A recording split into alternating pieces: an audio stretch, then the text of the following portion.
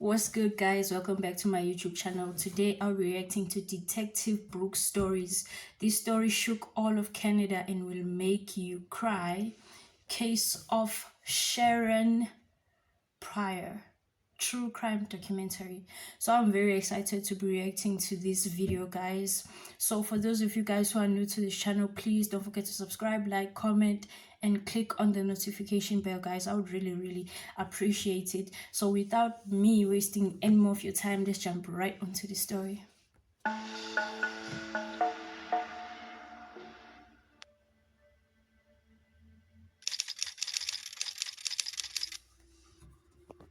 One of the most shocking and mysterious cases in Canada's criminal history remained unsolved for nearly half a century. Despite many people losing hope of ever learning the truth, the victim's parents never stopped fighting for justice.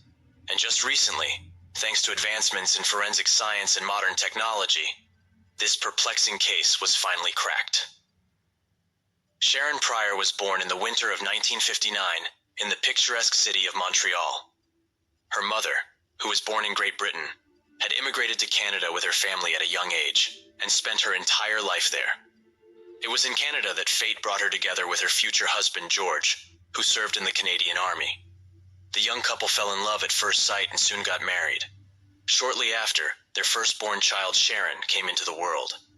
Just a couple of days before the little girl's second birthday, her mother gave birth to two more children, twins, named Doreen and Maureen. In 1962, George was transferred to the city of Manitoba for military service, where he moved with his family. Their new home was located in one of the city's older neighborhoods, which was nevertheless considered quite safe and peaceful. Sometime after the move, the couple welcomed another child, a son they named George Jr. Unfortunately, soon after this, problems began to arise in the family, and the tension in the relationship reached a critical point. As a result, in 1965, the couple decided to divorce. George continued his military service and was often away, while his ex-wife and four children moved into an apartment in the city of Langley, which they were provided through a special assistance program for military families. It was a quiet and cozy place, ideal for raising children. The woman had no idea that even in such peaceful neighborhoods, true monsters in human form could be lurking. From childhood, Sharron was an incredibly kind, caring, and compassionate girl. She was always ready to help those in need, whether it was a person or a defenseless animal. The girl often picked up stray cats and dogs off the streets, especially those that had suffered from human cruelty or illness. She lovingly cared for them, nursed them back to health, and only then sought new owners for them. Sharron adored animals and dreamed of becoming a veterinarian in the future. In addition, the girl was passionate about sports and creativity.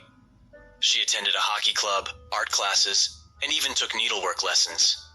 It seemed that a wonderful future full of bright events and accomplishments awaited her. Her mother couldn't be more proud of her eldest daughter, who was growing up to be independent, responsible, and sensible beyond her years. Sharron always tried to avoid bad company and trouble, but unfortunately, even this did not save her from a fatal encounter with true evil. In 1975, life was going on as usual for the Pryor family. 16-year-old Sharron, like all teenagers, was facing typical problems and difficulties for her age. She loved trendy music and stylish clothes, which her parents did not always approve of. In addition, the girl had started dating a boy named John, who had been in love with her since the 4th grade. He had finally managed to win Sharron's heart, and the young couple began seeing each other. They often hung out with friends and seemed like the perfect match. Seeing their sincere feelings, the girl's parents supported the relationship. According to Sharron's mother, she and her daughter never had any serious arguments. There was always mutual understanding and respect between them. The girl was surrounded by only good people, but even they could not protect her from the terrible tragedy that shattered the life of the entire family. March 29th, 1975, began like any ordinary day. Sharron woke up and had breakfast while her mother was out shopping for Easter groceries and gifts. Upon returning home, the woman brought the purchases inside, and her eldest daughter helped put them away. This day was supposed to be special for the whole family. The mother's friends were planning to visit with their son Stephen, as well as her boyfriend. Sharron spent most of the day painting Easter eggs and preparing for the holiday. Stephen arrived before the other guests and played with the girl's younger brother, After school, Sharron and Steven were going to stop by the local sports association, which in addition to sports also did needlework. The girl was supposed to pick up a special jacket there, which was called Leo, named after one of the organization's founders who had died of leukemia. This jacket was a symbol of membership in the association, but it was not simply handed out. To earn such a reward, children had to prove themselves, for example, by selling lottery tickets. Sharron really wanted to deserve this jacket, and managed to sell enough tickets. Therefore, she eagerly and proudly went to the association to collect her prize. But disappointment awaited the girl. There was no jacket in her size available. Saddened, Sharron had to return home empty-handed with Steven. However, she did not lose her festive mood, and decided to pick up the jacket another time. Upon returning, the girl joined her mother and her boyfriend Doug, helping them with the final preparations. When all the guests had gathered, a wonderful holiday dinner took place. Afterward, Sharron and her mom hid painted eggs around the house for the younger children to have fun searching for later. Then the girl asked her mother for permission to go to the local Marina Pizzeria, which was a popular hangout spot for teenagers and was located not far from their home. The woman had already allowed her daughter to go there with friends many times before, so there was no exception. Sharron went to her room to get ready. Around 6 o'clock in the evening, a neighborhood girl stopped by the Pryor's house. She sat with Sharron and chatted while the latter was getting dressed to go out. Our story's heroine borrowed one of her mom's sweaters and put on her favorite suede jacket. At 6:30, the girls left the house. But Sharron went to the pizzeria alone. The neighbor changed her mind about accompanying her. The girls said goodbye and each went their separate way, one home and the other to meet up with friends. A whole group of young people had already gathered at Marina, waiting for Sharron. But for some reason, she did not show up at the appointed time. The teenagers figured the girl had simply decided to take a little walk with her boyfriend John, so they continued their merry feast, unaware that something bad had happened. At this time, John and a few friends were at home watching a hockey match. When the game ended, the boys also headed to the pizzeria, hoping to find Sharron there. But she never came. John was extremely surprised because he hadn't seen his girlfriend since school and had no idea where she could be. Like the others, he thought that after the match, he would definitely find Sharron at Marina. Her absence alarmed everyone present, as it was completely out of character for the always punctual and responsible girl. While Sharron was away from home, her mother put the younger children to bed and spent the evening in front of the TV. The woman began to worry that her daughter had still not returned, even though she should have been home a long time ago. However, she decided not to panic prematurely, assuming the girl had simply lost track of time in the company of friends or with her boyfriend. The mother remained waiting in the living room so as not to miss the moment when Sharron would finally come home.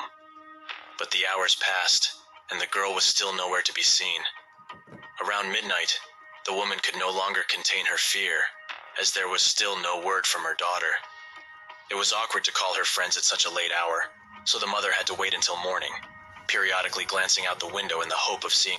How is that awkward though? How is it awkward to call her friends to check up on her, whether she's with them or not? How is that awkward? Because you are here suffering, worried if your daughter is coming back or not. You don't know. You don't know where she is. For all you know, you could have had time to at least call the cops earlier on and find out where she is. I'm not saying she's wrong, but at the same time, I'm like asking, how is that awkward? Sharron.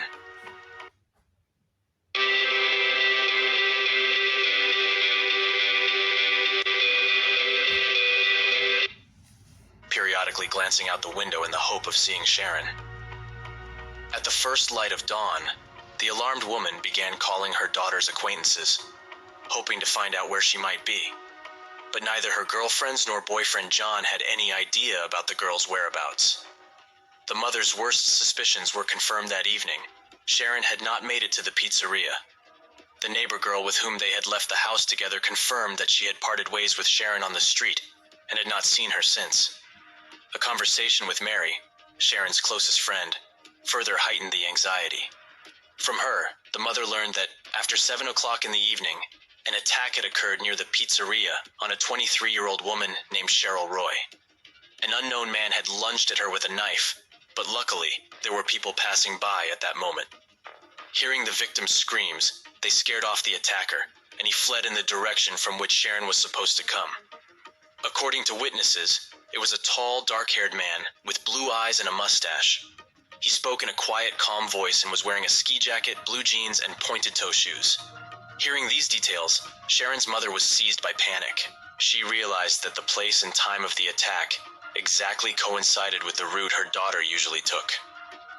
The woman immediately went to the police, but the detectives were in no hurry to jump to premature conclusions. Instead of immediately accusing someone of the crime, they decided to launch a large-scale search operation without delay. Hundreds of concerned citizens who learned about the girl's disappearance joined the search. They were given a photo and description of the 16-year-old schoolgirl and combed every corner in the hope of finding her. The mother appeared on local television to tell the community about what had happened. She begged anyone with any information to report it to the police and help find her daughter. Unfortunately, the search yielded no results. Several days passed, but no leads on Imagine how her mother felt in this very moment, that in the morning where she called all her friends to find out whether she's with them or if they've seen her, and they're like, no, she never actually showed up. The boyfriend is like, I actually went to the pizza place and I was like, she was not there. I feel like these people could have like told the mother that or they should have called her and be like, where is Sharron? She should be here, but she hasn't shown up, and this is what is happening. We don't know where she is. This is a lot. And the attacker who had the balls enough to attack her in a place where people can see or people can hear was just another crazy thing. Sharon's whereabouts emerged. The mother continued to believe that the girl would return home safe and sound. The police tried to maintain hope in her, although they themselves understood that after the critical 48 hours, the chances of finding the teenager alive were rapidly dwindling.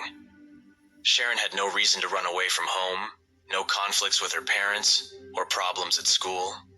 Her boyfriend John was a decent young man, and their relationship was filled with love and understanding. He definitely could not have hurt the girl. And in general, Sharron did not have conflicts with anyone and stayed away from bad company. That is why, at the beginning of the investigation, the police had neither suspects nor leads. Attempts to locate the knife-wielding man seen in the area also proved fruitless. The tense silence dragged on, exhausting the missing girl's mother, who continued to hope for a miracle. On the morning of April 1st, around 6 o'clock, the woman woke up and looked out the window.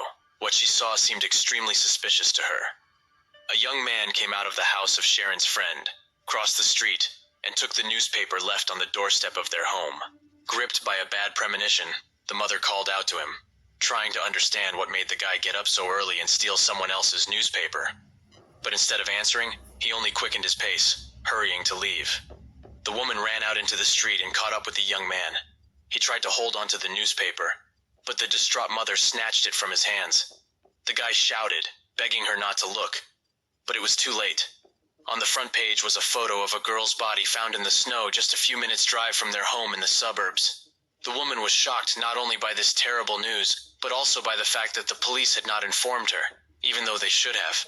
She learned the truth much later than her neighbors, who had read the morning papers. The mother tried to convince herself that the deceased was not Sharron, but simply some schoolgirl who resembled her. Finally composing herself, she called the police to dispel the chilling suspicion. The detectives replied that they were not yet certain of the victim's identity and invited the woman to come for identification. She was so horrified that she could not bring herself to do it, so she asked her ex-husband to go in her place. The entire neighborhood was in shock, as the girl in the photo did indeed bear a strong resemblance to the missing Sharron.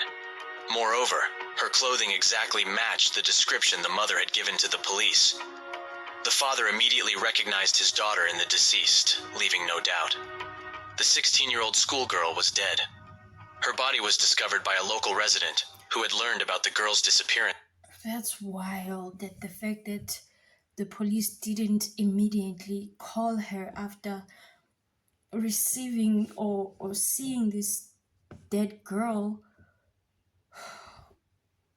even if they were not sure if this is indeed Sharron. I feel like she should have been the first person to get this call and be like, hey, we think this is your daughter, we're not really sure, can you come and identify her?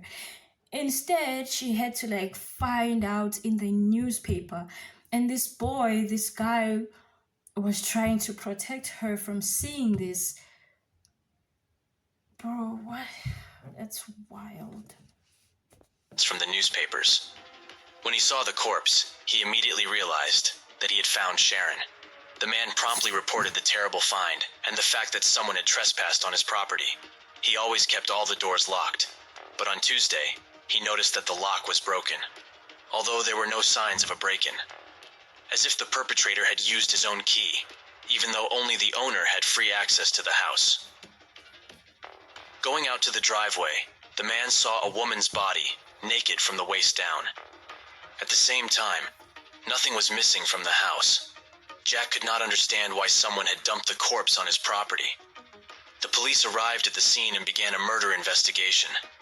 Law enforcement officers immediately noted the brutality of the crime.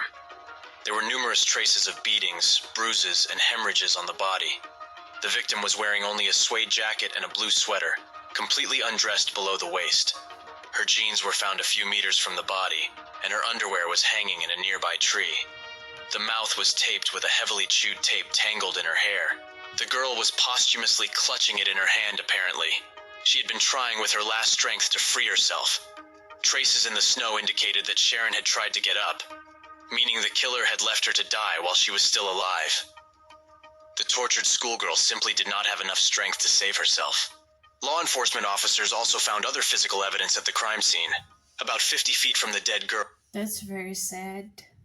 The fact that the killer did not have like the guts enough to actually do it himself, or he thought that someone would find her. That's bad, that you would take someone and just dump them on a snow. Obviously, they're gonna get cold, they're gonna freeze, they're gonna die of hypothermia. And the fact that she tried to actually free herself is just... Tire tracks remained on the ground. A barely noticeable trail of blood droplets led from this point to the body. Since there were no signs of dragging, the detectives assumed that several people might have been involved in the murder. No dirt was found on Sharron herself, her socks, or her shoes, so she had not crawled on her own. Most likely, she was carried out of a car and left to die in the cold. Not far from the tortured schoolgirl lay a man's shirt. The victim's wrists bore traces of being tied up, apparently. She had been bound with this very garment. The find helped establish that the prime suspect in this brutal crime was quite tall. Near the gatepost, he left another important clue, a clear shoe print. A receipt for the Leo jacket, which the unfortunate girl never had a chance to receive, was also found there. The results of the forensic examination showed that Sharron's death had occurred just a few hours before the body was discovered. Obviously, she'd been held captive from Saturday to Tuesday, subjected to abuse and rape. There were characteristic marks of strangulation on her neck. The girl had choked on her own blood. Forensic experts also recorded that her ribs were literally crushed. It appeared as if the executioner had been kneeling on the victim's chest. In addition, the poor girl had suffered a severe head injury and internal bleeding. Her body was covered with numerous stab wounds, and her jaw was broken on both sides. The nose was also smashed, and the cheek was torn by her own knocked-out tooth. Hundreds of townspeople came to the local Presbyterian church to say goodbye to Sharron Pryor. Her mother could barely stand, paralyzed by grief. The only thing she could think about at that moment was for the murderer to be caught and punished as soon as possible. That is a really horrific situation to be in. Being kidnapped, which is, I'm assuming that's what happened. They kidnapped her. they tied her up because it seems like it was more than just one person who did this. She was raped, maybe even beaten up. I don't know, but I'm assuming that's what happened. And then they took her and just laid her there in the snow on another person's property, left her to die, left the jacket that she wanted. This person clearly knows this girl, because how does this person know that this girl wanted this jacket so badly that she had sold those many tickets and was into this club or whatever that she wanted to be in? That's just horrific. Blocks away from Sharron's brutal murder, Canada had already faced a similar crime against a minor. On July 9th, 1974, in Stogai, 12-year-old Norma O'Brien was brutally killed. Oh, That evening, she had left home intending to play water polo at the pool. But upon arriving, the girl found that it was closed for repairs. Norma turned around and started walking home. She never made it there. That same evening, her parents raised the alarm, reporting their daughter missing. They categorically rejected the possibility of her running away, so the search began immediately. The next day, the schoolgirl's mutilated, half-naked body was found in a field near the pool. There were striking parallels between the murders of Norma and Sharron. Both girls were partially undressed, raped, brutally beaten, and strangled. Moreover, the attack sites were located within a half-hour drive of each other. This led to the idea that the crimes could have been committed by the same maniac. But the investigators had no leads. Already after the massacre of Sharron on June 23, 1975, another girl went missing in Stogi, 14-year-old Debbie Fisher. She was returning home on a red bicycle, but never arrived. The next day, her naked body was found in the woods. I just feel like we're dealing with a serial killer right now, because this person just keeps on striking girl after girl after girl. He's clearly enjoying the situation that he's in, the dominance that he has, on the fact that the police are not finding anything to connect these murders to him or whoever this person is just thrilling to him. That's why he just keeps on killing and raping and brutally beating these girls. Like the previous victims, Debbie had not been raped. The cause of death was a blow to the head with a rock. Soon, a 17-year-old boy was arrested for this crime, and he confessed to the deed. Due to his status as a minor, his name and photo were not disclosed. The killer recounted that on that day, around 6:30 in the evening, he was riding home from work on his moped. Suddenly, he spotted Debbie pedaling her bicycle with a bottle of milk in her hand. He scrutinized the girl closely, and a chilling plan took shape in his mind. After greeting her, to which she responded in kind, the guy overtook her and hid his moped in the bushes. Then he sat down on the curb and pretended to be crying. Debbie, seeing this, stopped. The young man asked her to come closer, which she did. At that very moment, the scoundrel grabbed the girl and began groping her. Snatching the bottle from her hands, he hurled it into the field, and then, with all his might, he struck Debbie on the head with a rock. The schoolgirl lost consciousness.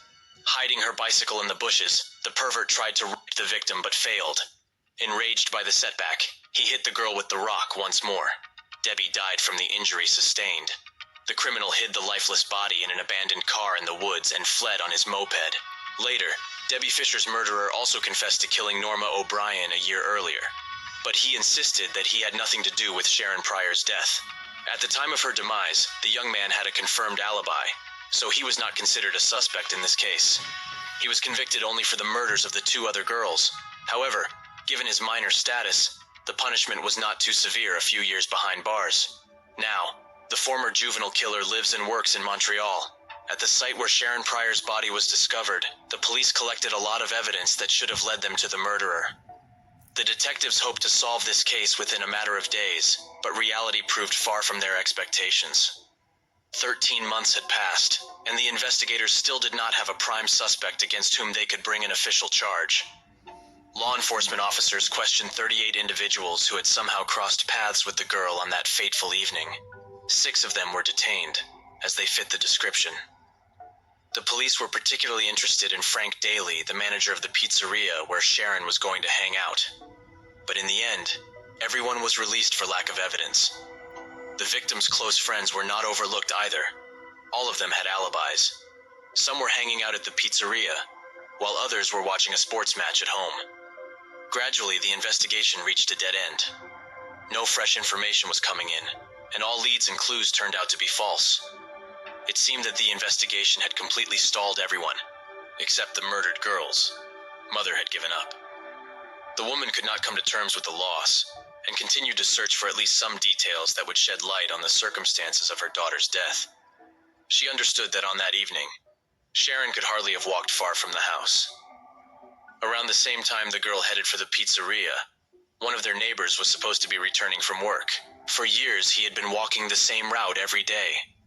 That ill-fated day was no exception, but the man claimed that he had not seen the girl on the trail. Considering that Sharron did not make it to Marina, she must have been intercepted almost immediately after parting with her friend. The perpetrator had a very narrow time window, but he managed to fit into it perfectly, to abduct the schoolgirl without being seen by anyone. The investigators never managed to find a witness to the attack. It was as if it were the perfect crime. The grief-stricken mother was convinced that it was worth taking a closer look at all the residents of their street. One of them might have noticed a suspicious stranger, or recognized him if the attacker himself lived nearby. The detectives were inclined to believe that the killer and rapist was a fairly young guy, who most likely still lived with his parents. In their opinion, he had certain mental deviations, perverted fantasies, or something similar that provoked rage and hatred towards women in him. The police suspected that this attack was not his first, and if the maniac was not stopped soon, it might not be the last. The investigators were also sure that several people were involved in the abduction and abuse of poor Sharron. The investigators considered the possibility that the elusive knife-wielding attacker who had assaulted another girl named Cheryl around the same time might have been involved in the crime. Back then, he was thwarted by passers-by, so the perpetrator was forced to flee. Thanks to witnesses, a verbal portrait of this man was compiled, but despite all the efforts of the police, he still could not be found. The likelihood that 2 maniac kidnappers would be operating simultaneously in one of the city's quietest neighborhoods was extremely low. Therefore, the detectives assumed that the attack on Cheryl and Sharron's murder were committed by the same person. The criminal's behavior indicated that he was well-oriented in the area. He managed to move about unnoticed, leaving no traces and arousing no suspicion among local residents. I mean, he has to be, because how can you pull off such a distinct crime like that? And it takes so long for anyone to, or at that very moment, no one actually saw you doing this thing, saw you take this girl, saw you do anything. That's, you have to know the place very well for you to pull off such a thing, because it seems like Sharron she didn't even walk that far along the routes that she always took before she was grabbed, kidnapped, raped, brutally beaten, and then killed. I mean, leaving her to die is also like murder, so wow. The investigators agreed with the victim's mother most likely. The killer lived somewhere nearby. His nature was defined as sadistic. People with such perversions usually act according to a certain pattern. At first, they present themselves as charming and sweet, trying to attract gullible victims. Having lured them into their nets, the sadists become increasingly cruel and demanding with each step. It all starts with control, then comes the turn of humiliation and outright abuse. It is according to this scenario that their love affairs with women often develop. But eventually, even this is not enough for the pervert. He turns into a predator who goes out to hunt for new victims. Given this, the police considered it necessary to carefully check all residents of the neighborhood who had convictions for harassment and domestic violence. But first and foremost, the investigators sought to track down the mysterious knife-wielding attacker who had targeted Cheryl. He fit the killer's profile: perfectly low communication skills, since he preferred to communicate with the help of a cold weapon, lack of success in life, and low intelligence. This personality type literally left its imprint on Sharron's mutilated body. Judging by the severity of the beatings, he was accustomed to getting his way not by persuasion or cunning, but by brute force. Obviously, the maniac could not restrain himself, easily flaring up with anger and instantly resorting to violence. The most terrifying realization was that the police were probably dealing with a serial killer who needed to be stopped as soon as possible. At the moment, the murderer was one step ahead of his pursuers. The law enforcement officers were making every effort to track him down. But at that time, many modern technologies that greatly facilitate the work of investigators did not yet exist: DNA analysis, surveillance cameras, tracking phones by geolocation, and so on. The detectives' hands were tied. They were acting too slowly and unprofessionally. The killer took advantage of this to strike again. 6 years after the discovery of Sharron's mutilated body, a 12-year-old schoolgirl named Tammy Lakey became the sadist's victim. It is quite possible that the inhuman decided to switch to defenseless little girls, confident in his impunity after the massacre of 16-year-old Sharron. The examination of Tammy's remains was carried out by the same experts who had investigated the murder of the maniac's first victim. They immediately noticed the striking similarity in the criminal's modus operandi, which became additional evidence in favor of the serial killer theory. On March 20th, 1981, Tammy Lakey was visiting her grandmother. Like the previous victim, the girl disappeared a few blocks from the house where she was staying. The elderly woman was unwell and asked her granddaughter to go to the store, but she never returned. The only find on the girl's way to the store was her glasses, which were lying on the sidewalk. They were noticed by the schoolgirl's mother when she was returning home. The frightened woman immediately reported her daughter's disappearance to the police. Soon, a witness was found who had seen a man in a beige raincoat jump out of a small red car and forcibly push a screaming girl into the vehicle. That same evening, a barely alive Tammy was discovered out in the open. A man called the police station and told them about the terrible find. The poor girl was lying on the ground naked, covered only with her own clothes. Medics desperately fought for the child's life, but the injuries were incompatible with life. The girl had been strangled. Although there were no signs of rape on her body, traces of male semen were found on her belongings. As in the previous case, the attacker acted remarkably sloppily, leaving behind a lot of evidence. But none of it brought the investigation closer to solving these horrific crimes. Despite the persistent efforts of the detectives, the investigation reached a dead end. At this time, similar attacks on young girls and little girls were also taking place in neighboring regions of Canada. In particular, in 1978, the body of 17-year-old Lisa Blais was found dead in Montreal, just a few meters from her own home. Early in the morning, she was returning from a disco club when someone hit her hard on the head, raped, and killed her. The perpetrators of this crime were never found. There were so many similar cases that the police were simply lost in speculation as to whether all these cases were connected. In 2000, Sharron's mother turned to the police once again. The woman insisted on reanalyzing all the materials in her daughter's case. In the quarter century that had passed since then, science and technology had made a huge leap forward. Forensic scientists had at their disposal new, more effective, and accurate methods, particularly DNA analysis. But the answer that the grief-stricken mother received by mail a week later struck her to the very heart. It turned out that most of the physical evidence collected in the year of Sharron's death had mysteriously disappeared back in 1995. Among the few surviving items were only the girl's clothing and that of the alleged suspect. Forensic experts carefully examined the man's shirt found at the crime scene. They managed to isolate a DNA sample that did not belong to the victim herself. However, even after cross-referencing with the genetic profile database, no match could be found. The obtained biological material was carefully preserved for future comparison with samples from potential suspects. Later, this find became the key to solving the chilling case. In June 2004, the police received information about a garage where the killer might have held Sharron captive. The detectives immediately went to the site, but despite a thorough search, they could not find a single piece of physical evidence that would tie the premises to the crime. Law enforcement officers seized 3 DNA samples, but none of them matched either the genetic material of the deceased schoolgirl or the biological traces on her clothing. In the end, this lead was deemed unpromising. The next unexpected turn in this high-profile case occurred in 2012. An unknown benefactor publicly announced a substantial monetary reward as much as $10,000 for any information that would help track down the brutal murderer who had taken the lives of 2 young girls. This event suggested that the investigation had made progress, and the police had some new data at their disposal. For the convenience of all concerned citizens who would like to share their guesses and speculations with law enforcement, a special telephone hotline was opened. Although the investigation continued, as dozens of... I feel like this is very frustrating for the people who have to work these cases. Imagine the pressure of being like, have you found anything yet? Who do you think did this crime? Blah, blah, blah, and everything. For all those years, they feel like you're just not doing your job. This guy was really smart. Crazy. Times before, no breakthrough was achieved.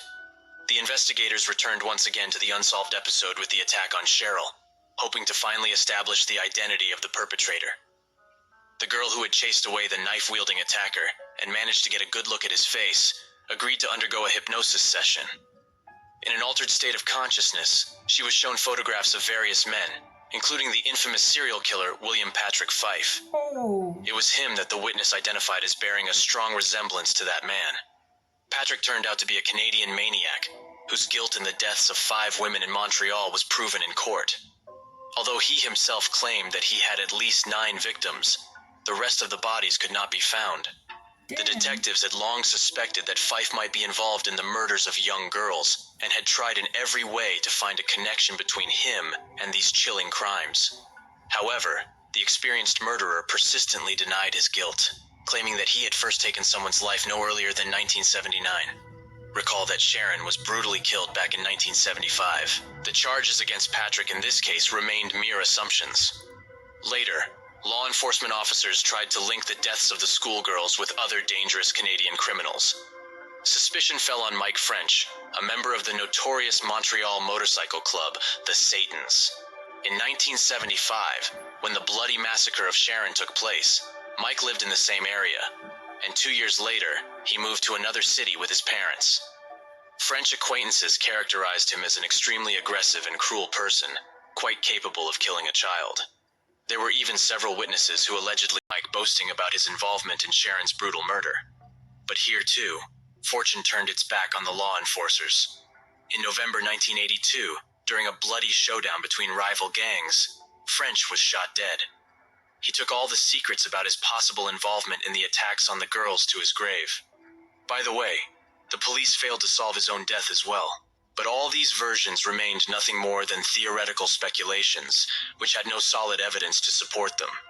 The inconsolable Pryor family was extremely disappointed with the unprofessionalism of the investigators, who were unable to establish the identity of the real killer. The relatives of the deceased girl swore to seek just punishment for the scoundrel who had abused their child until their last breath. Sharon's mother viewed this grueling fight not only as a matter of honor for her family, but also as a moral obligation to all parents whose children were ruined by perverts and sadists. In 2019, the disconsolate woman took part in the filming of a TV show, along with 9 other families devastated by similar tragedies. They publicly accused law enforcement of incompetence and negligence. Police representatives refused to be present in the studio during the interview. The long-awaited breakthrough in this high-profile case did not occur until June 2022. What the Thanks to heck? the latest advances in genetic genealogy, experts managed to find a DNA profile in the database that matched the sample taken from the man's shirt at the scene of Sharon's murder.